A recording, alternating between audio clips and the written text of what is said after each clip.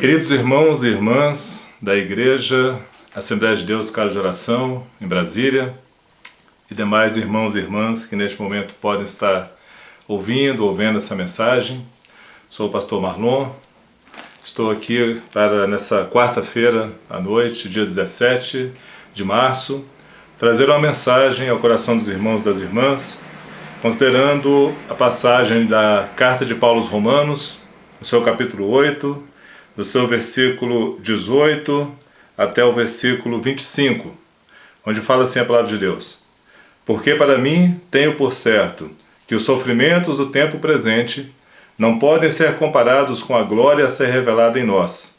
A ardente expectativa da criação aguarda a revelação dos filhos de Deus, pois a criação está sujeita à vaidade, não voluntariamente, mas por causa daquele que a sujeitou, na esperança de que a própria criação será redimida do cativeiro da corrupção para a liberdade da glória dos filhos de Deus. Porque sabemos que toda a criação, a um só tempo, geme e suporta angústias até agora. E não somente ela, mas também nós, que temos as primícias do Espírito. Igualmente gememos em nosso íntimo, aguardando a adoção de filhos, a redenção do nosso corpo. Porque na esperança fomos salvos. Ora, esperança que se vê não é esperança, pois o que se vê, ou o que alguém vê, como espera?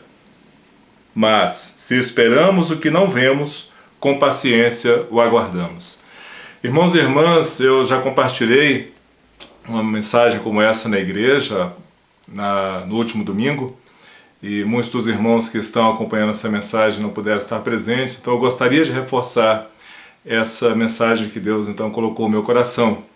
Essa passagem do capítulo 8 de Romanos vem falar sobre a expectativa da criação, da revelação da glória dos filhos de Deus.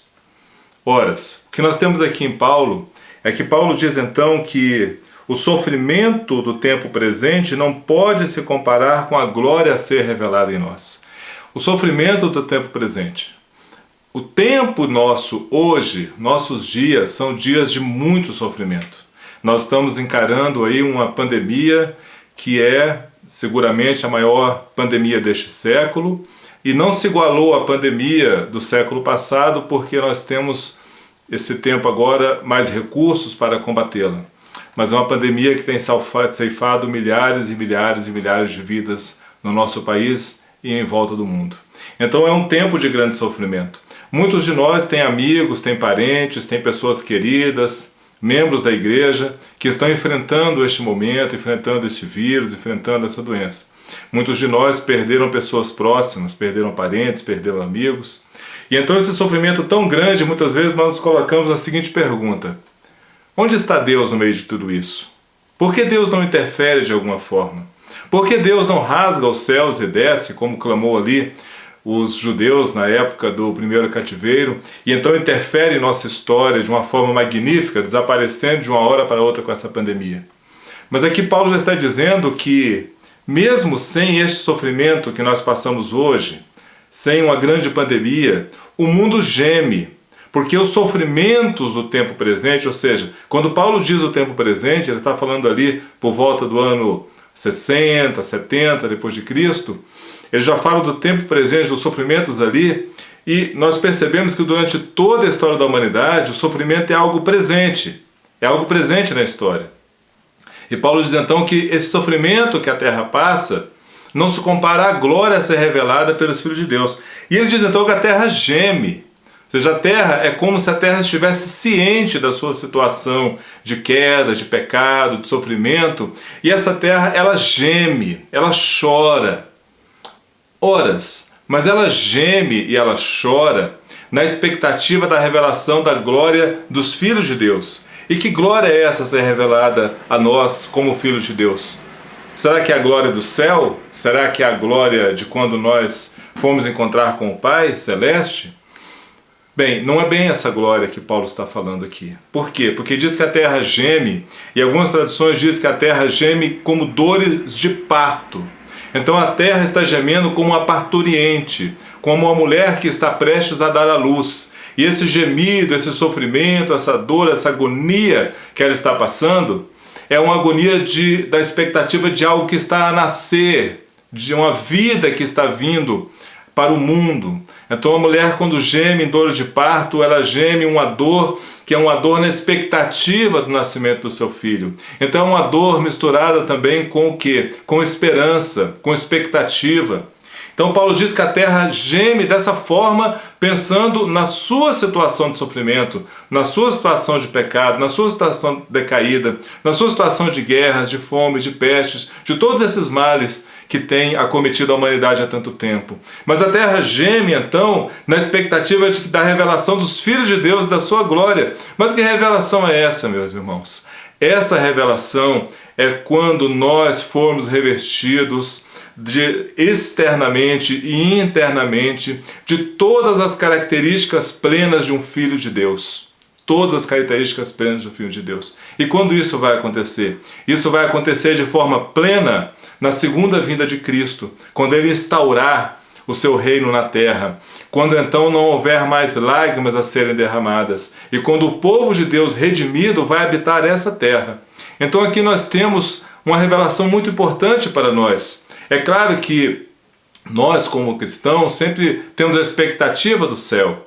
Nós temos então a certeza, a esperança de que aqueles que já partiram estão nos céus com Deus. Isso não é errado, isso é certo. Só que os céus, irmãos, os céus são um estágio intermediário para nós. O céu é um estágio intermediário para nós. Porque o nosso real destino, a nossa real expectativa, a nossa real esperança é estarmos aqui nessa terra, transformada pela presença do Filho de Deus em sua segunda vinda. É essa terra que será transformada.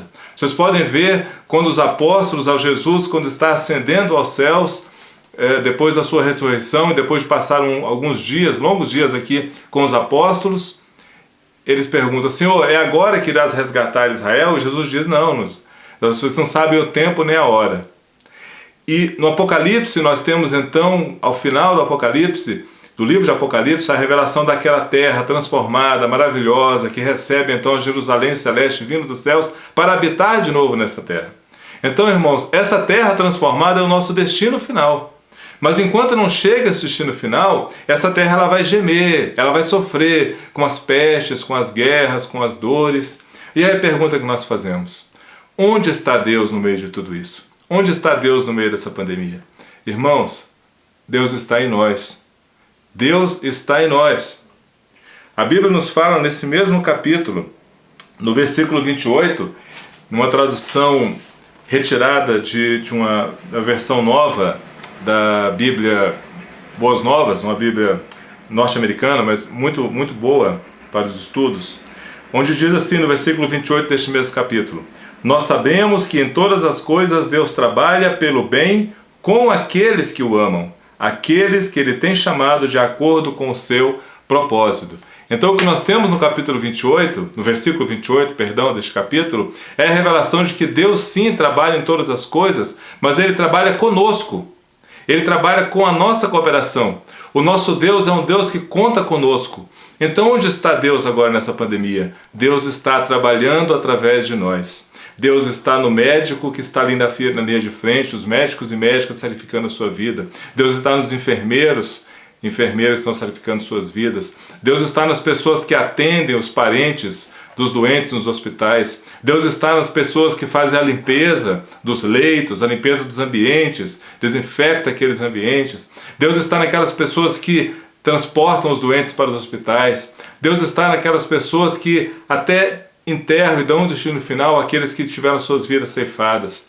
Deus está em cada um, irmãos, que neste momento de pandemia estende a sua mão para ajudar o outro. Deus está em cada um que neste momento de pandemia tem uma palavra de esperança, tem uma palavra de vida para dar para o outro. Deus está em cada um durante essa pandemia que tira um tempo para orar pelo irmão e muitas vezes orar com o irmão, trazendo então renovo, trazendo então esperança. Então, irmãos, Deus está em nós. A terra geme na expectativa de que a nossa glória seja manifesta, porque ela sabe que nesse dia, no dia eterno, quando Jesus retornar e instaurar o seu reino eterno aqui, todas essas dores, todas essas guerras, todas essas pestes passarão.